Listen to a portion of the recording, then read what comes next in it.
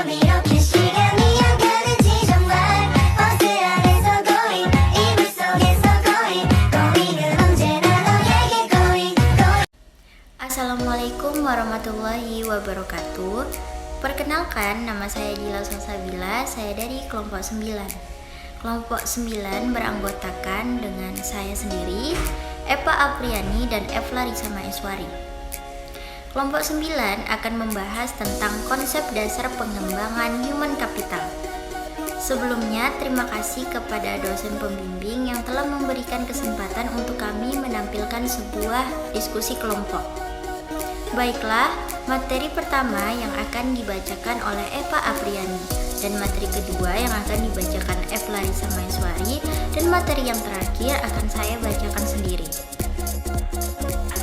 Baik, di sini kami dari kelompok 9 akan mempresentasikan tentang materi kami yang berjudul Konsep Dasar dan Pengembangan Human Capital.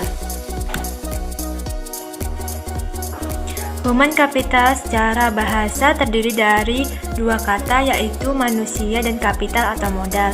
Kapital dapat diartikan sebagai faktor produksi yang digunakan untuk membuat suatu barang ataupun jasa tanpa mengonsumsinya selama proses pembuatannya atau pada proses produksinya. Berdasarkan definisi kapital tersebut, manusia dalam human capital merupakan suatu bentuk model seperti halnya mesin dan teknologi.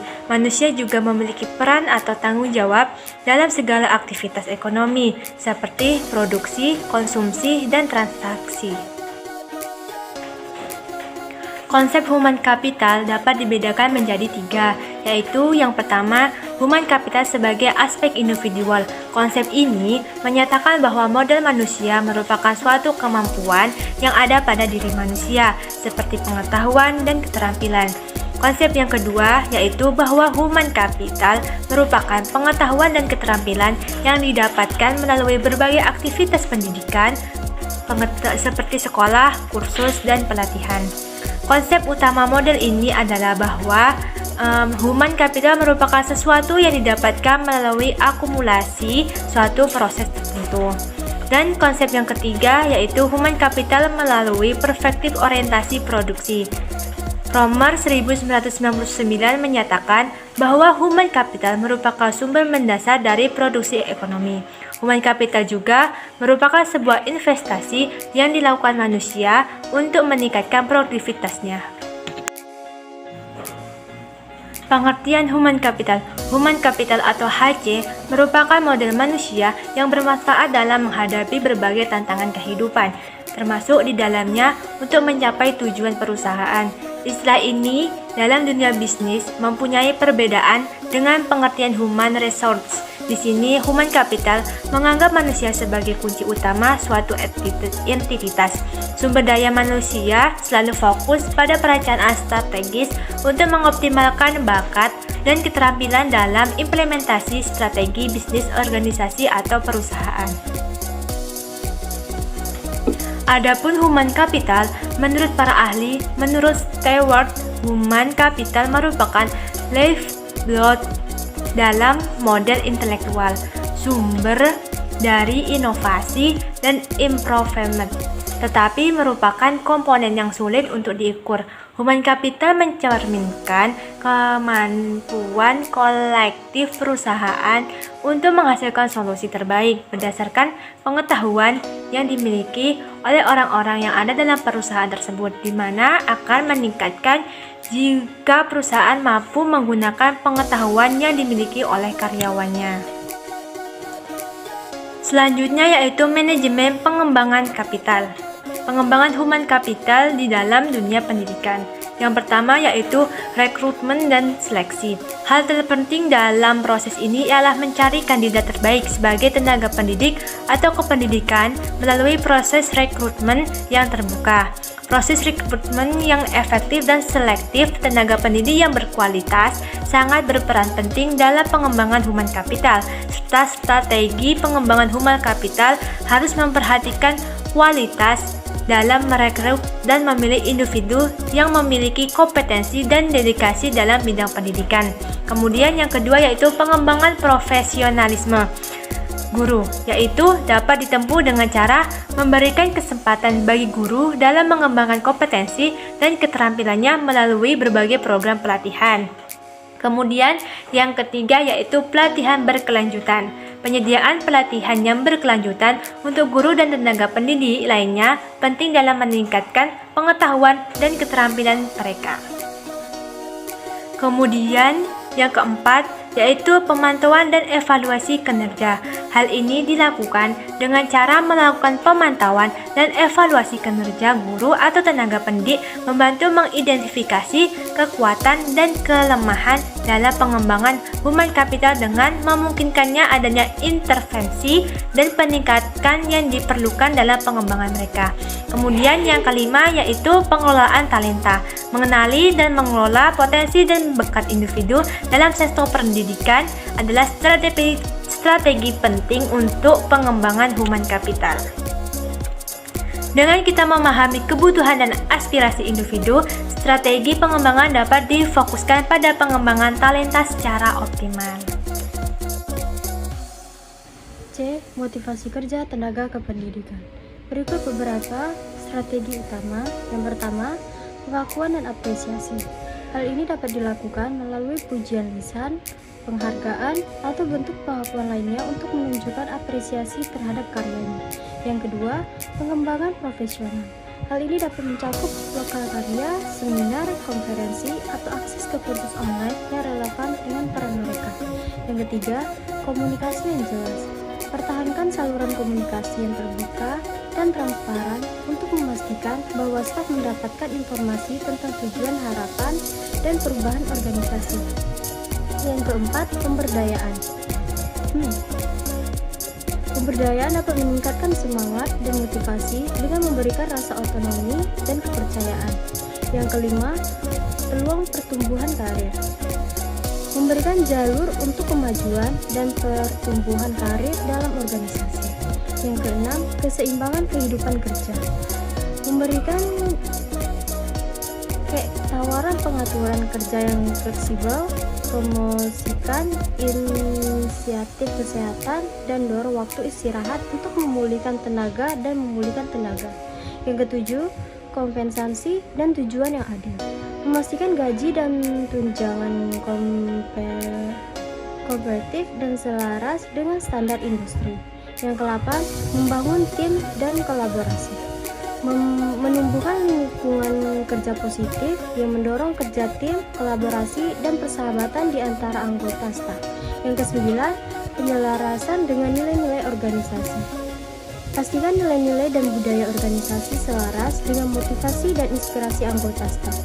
Dengan menerapkan strategi ini, organisasi dapat menumbuhkan lingkungan kerja yang positif dan mendukung yang memotivasi staf pendidikan untuk melakukan yang terbaik dan berkontribusi terhadap keberhasilan organisasi secara keseluruhan. D. Efektivitas manajemen pengembangan human capital. Berikut adalah elemen-elemen kunci yang berkontribusi terhadap efektivitas pengelolaan sumber daya manusia di lingkungan universitas. Yang pertama, perencanaan strategis. Mengembangkan strategi pengembangan sumber daya manusia yang komprehensif selaras dengan tujuan strategis universitas secara keseluruhan. Identifikasi keterampilan dan kompetensi yang dibutuhkan untuk mencapai tujuan akademik dan organisasi.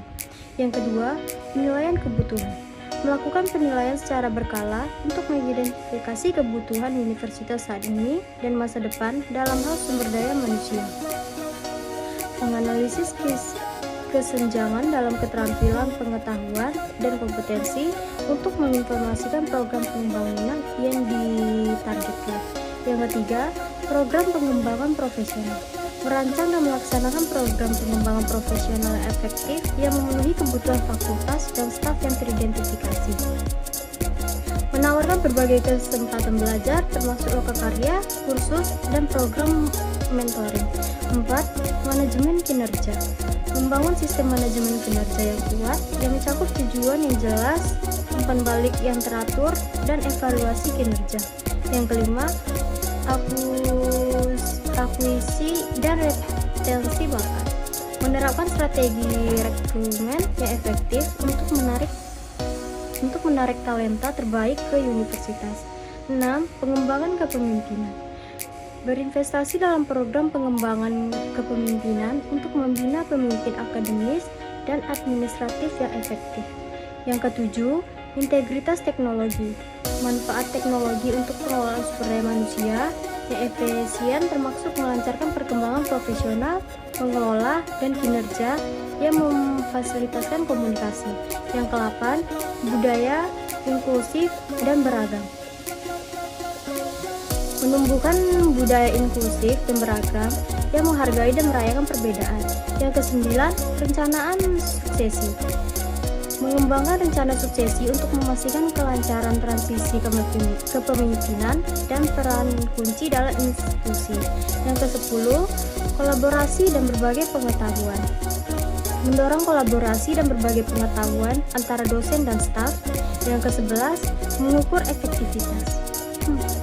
Menerapkan materi dan indikator kinerja utama untuk mengukur efektivitas inisiatif pengembangan sumber daya manusia. Secara berkala, menilai dampak inisiatif ini terdapat kinerja dan reputasi universitas secara keseluruhan. Dengan memasukkan elemen-elemen ini ke dalam pengelolaan sumber daya manusia di pendidikan tinggi, institusi dapat meningkatkan efektivitasnya, beradaptasi dengan perubahan kebutuhan, dan menciptakan komunitas akademis yang dinamis dan berkembang. Penelitian terdahulu yang relevan. Dengan pengembangan human capital, teknik menuju perguruan tinggi unggul mencakup studi tentang strategi pengembangan sumber daya manusia, manajemen kinerja, pelatihan, dan pengembangan, serta faktor-faktor yang mempengaruhi motivasi dan produktivitas teknik. Berikut adalah beberapa temuan yang mungkin ditemukan dari penelitian tersebut. Yang pertama, ada pengaruh dari manajemen pengembangan sumber daya manusia terhadap kinerja tenaga administrasi di perguruan tinggi, menyoroti pentingnya implementasi strategi pengembangan sumber daya manusia yang efektif dalam meningkatkan kinerja. Yang kedua, ada analisis pengaruh pelatihan dan pengembangan terhadap kinerja tenaga kependidikan di perguruan tinggi yang mengungkapkan dampak positif dari pelatihan dan pengembangan dalam meningkatkan keterampilan dan kompetensi tenaga kependidikan. Yang ketiga, ada faktor yang mempengaruhi motivasi tenaga kependidikan dalam meningkatkan kualitas layanan di perguruan tinggi. Yang keempat, ada strategi pengembangan sumber daya manusia dalam bidang administrasi di perguruan tinggi untuk mencapai visi unggul. Mengidentifikasi strategi pengembangan sumber daya manusia yang sesuai dan visi misi perguruan tinggi dalam mencapai keunggulan yang komparatif. Yang kelima, ada implementasi manajemen kinerja teknik dalam mendukung visi perguruan yang unggul. Menyoroti pentingnya implementasi ini, sistem manajemen kinerja yang efektif untuk meningkatkan kinerja dan kontribusi tenaga administrasi dalam mencapai visi perguruan tinggi yang unggul. Yang keenam, ada menganalisis penelitian. Temuan-temuan ini juga dapat memperoleh wawasan yang mendalam tentang faktor-faktor yang mempengaruhi pengembangan human capital. Dan yang terakhir, ada kerangka berpikir. Kerangka berpikir merupakan landasan teoritis dan komputasional yang menjadi panduan bagi peneliti dalam merancang, melaksanakan, dan mengendalikan serta menganalisis sebuah penelitian. Kerangka berpikir ini juga menentukan hubungan antar variabel-variabel yang akan diteliti dan membantu menjawab pertanyaan-pertanyaan yang diteliti serta menguraikan alur kinerja proses penelitian. Biasanya, kerangka berpikir penelitian terdiri dari beberapa komponen utama. Yang pertama, ada konsep dasar yang mengidentifikasi konsep-konsep dasar yang mendasari penelitian yang dapat ditemukan dari teori dan temuan-temuan yang ada dalam jurnal. Yang kedua ada variabel penelitian. Selanjutnya yang dapat menentukan variabel-variabel penelitian berdasarkan temuan dalam jurnal-jurnal tersebut. Yang ketiga ada hubungan antar variabel. Ada kemudian dapat merumuskan hipotesis atau menggambarkan hubungan antara variabel-variabel yang telah ditentukan berdasarkan temuan dalam jurnal tersebut. Yang keempat, konteks penelitian. Dan yang terakhir ini mempertimbangkan konteks penelitian berdasarkan informasi yang ditemukan dalam jurnal-jurnal tersebut. Ini mencakup populasi atau sampel penelitian, ruang lingkup penelitian, dan kerangka waktu yang relevan. Dengan menggunakan informasi tersebut, jurnal-jurnal di Indonesia telah terverifikasi, sehingga kita dapat membangun kerangka berpikir penelitian yang kokoh dan relevan untuk mendukung sebuah penelitian yang kita lakukan yang untuk pengembangan human capital tendik menuju perguruan tinggi yang unggul.